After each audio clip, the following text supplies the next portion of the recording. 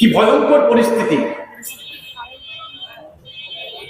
যাদের নামে অভিযোগ এসেছে এরা লুটপাট এবং অন্যান্য আকাম কুকামে সম্পৃক্ত থেকে জেলের ভিতরেই ছিল।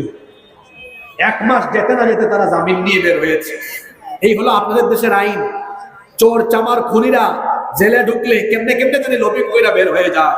যদি সেখানে মানুষের আইনের পরিবর্তে আল্লাহর আইন থাকতো তাহলে চোর চামার খুনিরা কোনোদিন জেল থেকে এত সহজে বের হতে পারতো না।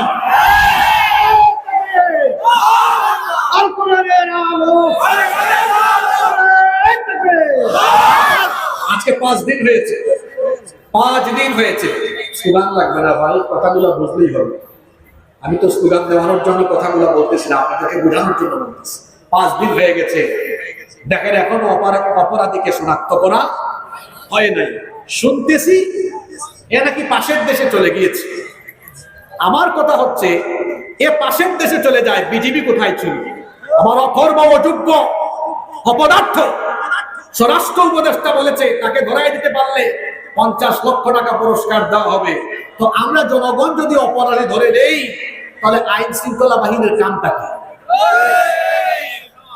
এই দেশের DGFI, NSI, DB, CID, police, RAB, সীমান্তের পাহারাদার বিজিবি, এদের কাজটা তাহলে কি?